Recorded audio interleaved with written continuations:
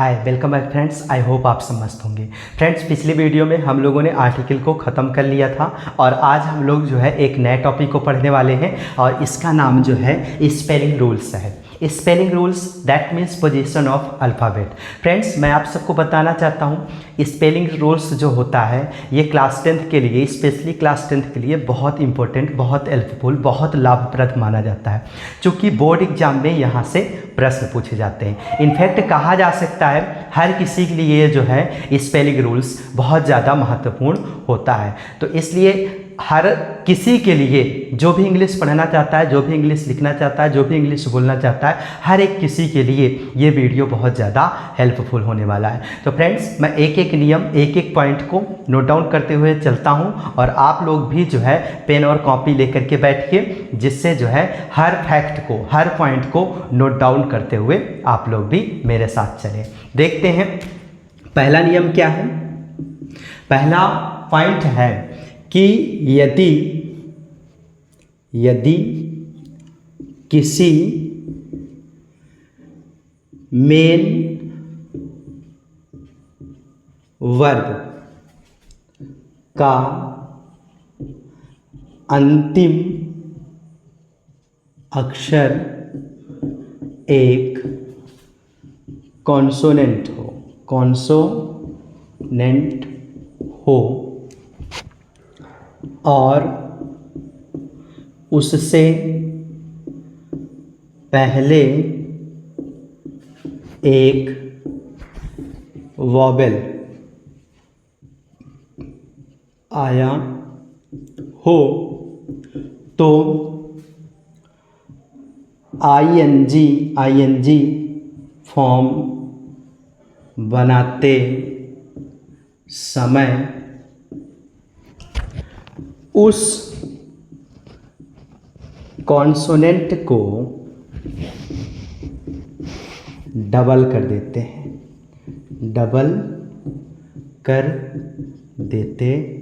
हैं।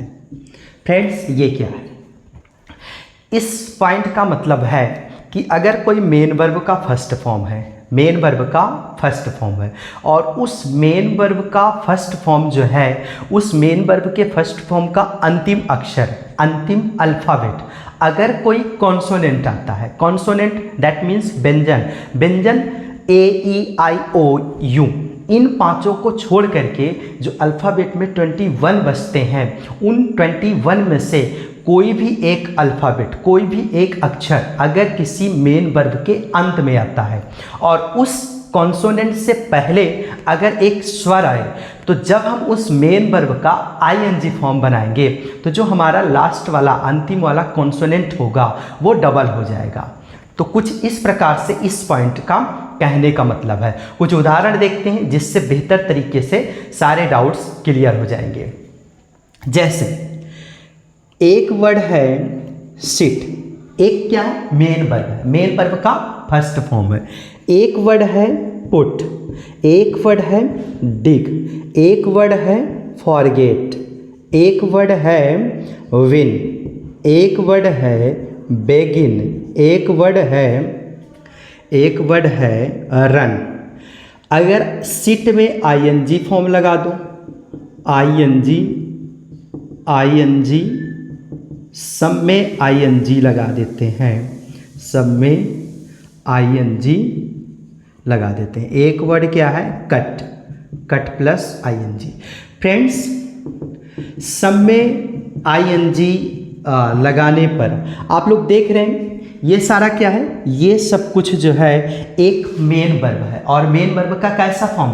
First form है और इस फर्स्ट फॉर्म में अंतिम अक्षर सब में एक जो है कॉन्सोनेंट आ रहा है और इन कॉन्सोनेंट से पहले एक जो है, एक क्या आ रहा है? एक वॉवेल्स आ रहा है। सॉरी, यहाँ पर IEUU क्या आ रहा है? वॉवेल्स आ रहा है। सबसे इन वर्ब में अंतिम अक्षर एक कॉन्सोनेंट है और उनसे पहले एक क्या आ रहा है? एक वॉवेल्स आ रहा है। और जब हम इसका ING फॉर्म बनाते हैं तो इन शब्दों में जो हमारा कंसोनेंट आ रहा है ये डबल हो जाएगा। तो अब सिट का ING फॉर्म क्या हो जाएगा? सिटिंग। डबल टी लगा करके ये हमारा सिटिंग हो जाएगा। उसी तरह से पुट में भी डबल टी लगाने पर ये आईएनजी फॉर्म बन जाएगा। उसी तरह से डिग में भी DIGGING डिगिंग। उसी तरह से फॉरगेटिंग FORGETTING फॉरगेटिंग। उसी तरह से विन का क्या हो जाएगा, विनिंग। उसी तरह से बेगनिंग BEGINNING। उसी तरह से रनिंग RUNNING। उसी तरह से कटिंग। उसी तरह से क्या होता है, गेट का भी क्या हो जाएगा, अगर हम गेट का ING फॉर्म लगाना चाहें तो क्या हो जाएगा, गेटिंग। तो फ्रेंड्स, मैं उम्मीद करता हूँ ये डाउट क्लियर हो गया कि अगर किसी भी मेन वर्ब के फर्स्ट फॉर्म का अंतिम अक्षर कोई एक कॉन्सोनेंट आता है और उससे पहले एक वोवेल आता है, तो जब भी हम उसका ING फॉर्म लगाएंगे तो वो कॉन्सोनेंट जो होगा वो उसका डबल हो जाएगा, तब उसके बाद हम ING लगाएंगे। और ये आप सब सामने जो है कुछ उदाहरण है जिससे आप सबका जो है डाउट्स पूरी तरह से क्लियर हो गया। आई होप समझ में आ गया। अब देखते हैं नेक्स्ट पॉइंट को। यदि किसी मेन वर्ब के फर्स्ट फॉर्म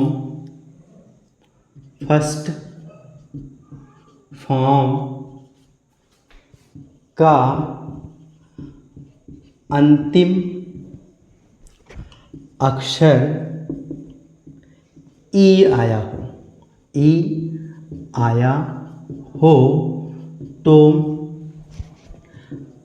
ING लगाते समय उस ई को हटा देते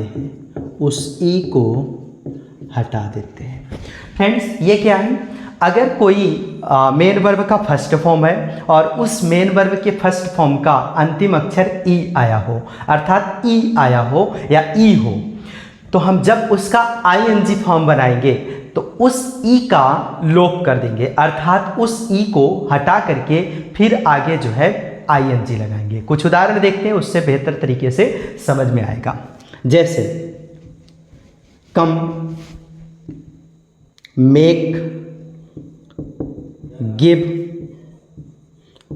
राइट, अब्यूज। फ्रेंड्स, सबके अंत में क्या है, ई।